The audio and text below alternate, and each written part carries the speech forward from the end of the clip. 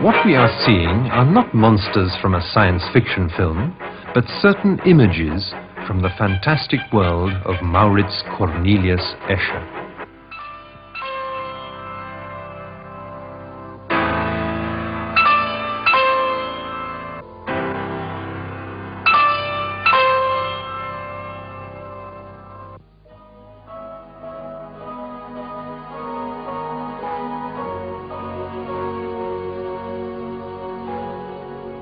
Today, Escher is one of the most popular artists in the world. His works are to be found everywhere, but this is a fairly recent phenomenon which exploded shortly before his death.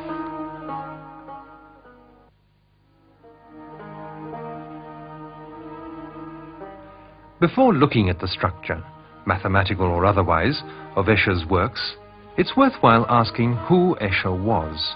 What kind of person was he? Escher lived in Italy for many years, as we are told by his friend Bruno Ernst. Het is eigenlijk alsof Escher voortaan nooit meer iets anders zal doen dan in Italië wonen. Hij leert perfect Italiaans. It seems that he will stay in Italy for his whole life. He learns to speak perfect Italian, his children go to Italian schools, and he likes to be Italian with the Italians.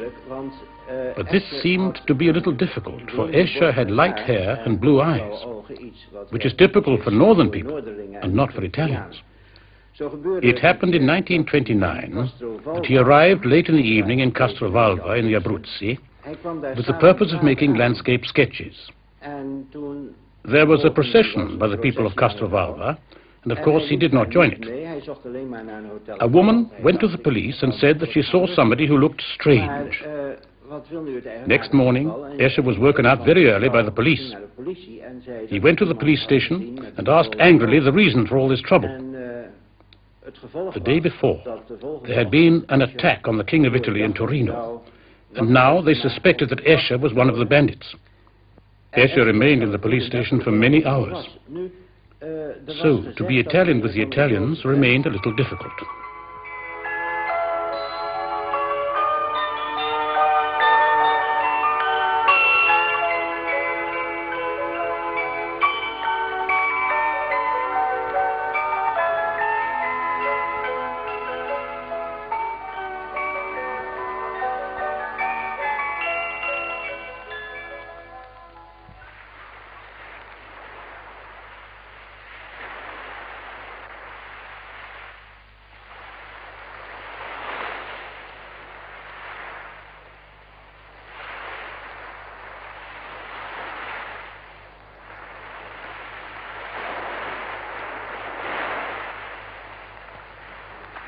During his long stay in Italy, Escher was attracted mainly by the light, by the southern sun, by the landscape and the sea.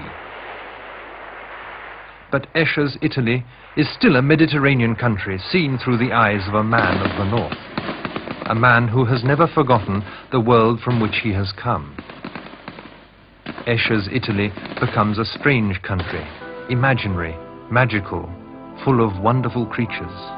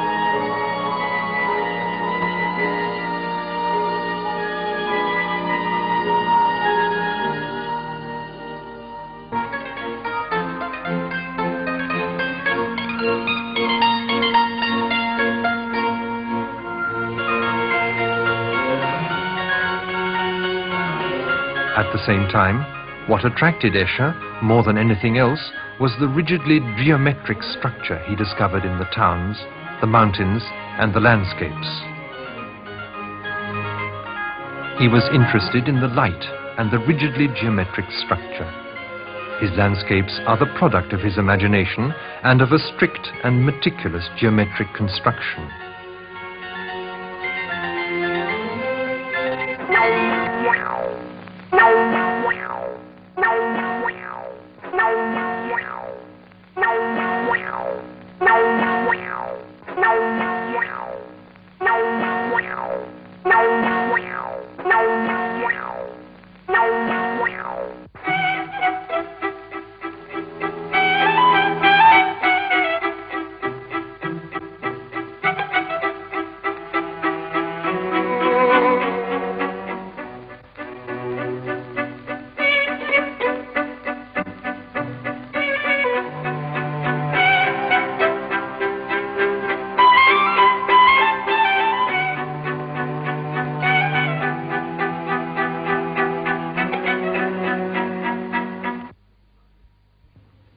In 1935, Escher left Italy, and after various voyages through Europe, he reached Spain.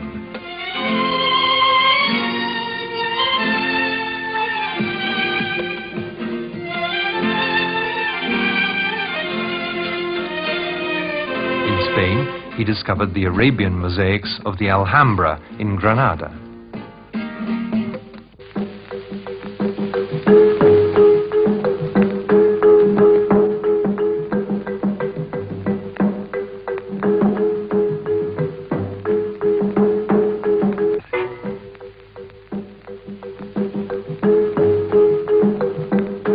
This was an important turn in his life, as we hear from the crystallographer Caroline Macgillivray, who wrote a famous book on symmetry with Escher. He made various sketches of these mosaics, and you can see that he studied them carefully.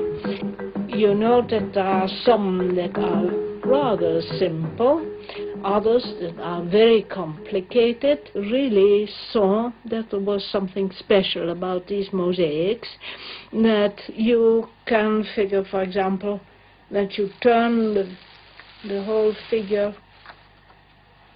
around this point and you see 4 times exactly the same thing. This set him to thinking about symmetry. This is what mathematicians call symmetry of a figure, and set him thinking about this aspect, which is really a property of the space and is not only in tessellations but in wallpaper.